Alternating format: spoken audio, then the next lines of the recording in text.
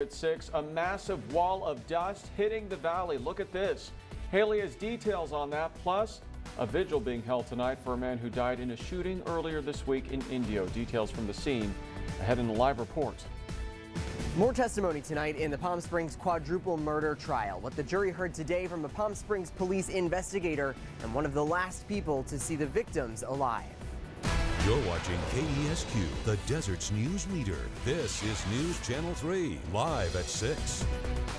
Breaking news right now tonight at Haboob, now moving into the valley. This is how it all started. Thunderstorms in Imperial County, gusty winds leading to reduced visibility and blowing dust and sand. This is what it looked like just a little while ago from an aerial view out over the Salton Sea, and you could see that dust forming. Well, now this is a live picture in Indio. You can see the wall of dust has arrived in the Coachella Valley. First Alert Chief Meteorologist Haley Clausen is tracking your ever-changing conditions. Haley, that is a brown cloud, and this picture looks dramatically different than it did 20-30 minutes ago. Exactly. We were able to see those thunderstorm clouds far off towards the south, and it's because of thunderstorms in Imperial County as to why we are experiencing this wall of dust moving into the Coachella Valley. But now, as we are looking from our I-10 camera, visibility just becoming reduced. And for some perspective as to where this is just towards the east of the Washington Street exit. So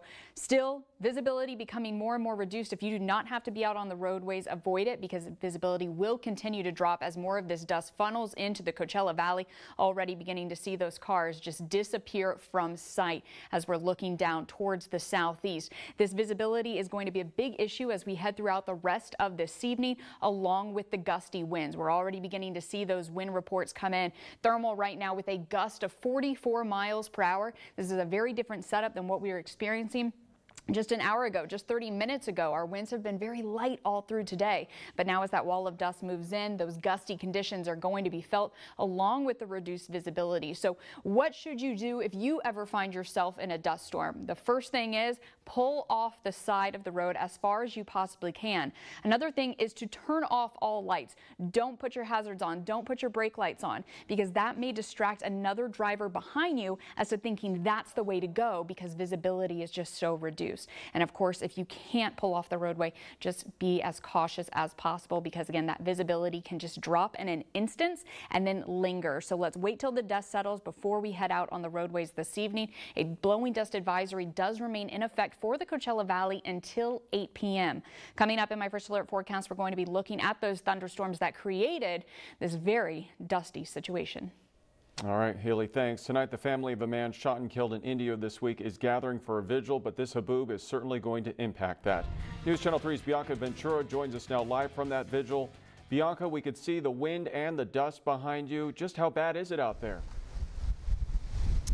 Hi, Peter. We're here live in Indio, where parts of the eastern Coachella Valley are experiencing this Haboob, and it's just a big dust storm. You can see that the palm trees are moving. There's dust going into people's eyes, and these are really less than ideal conditions, especially for all the friends and family that are here trying to remember the life of Mario Lopez, who was pronounced dead here on Palm Street earlier this week. And you can see they've left photos, candles, flowers that are all almost blown away by the wind, but still his friends and family are here. People are still showing up despite these difficult weather conditions.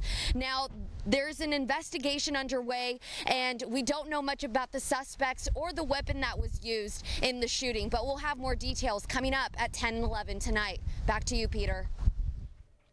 Okay, thank you, Bianca, for the latest on that. We are going to continue our Haboob coverage and keep it right here on News Channel 3 for any new developments on the air and online at KESQ.com.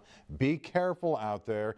Heed Haley's advice. Try to stay off the road if you can. In these cases, visibility can go down to near zero at any moment. So again, keep a close eye on that. We are keeping a close eye on it. We're going to be breaking and have more coverage still to come. Right now,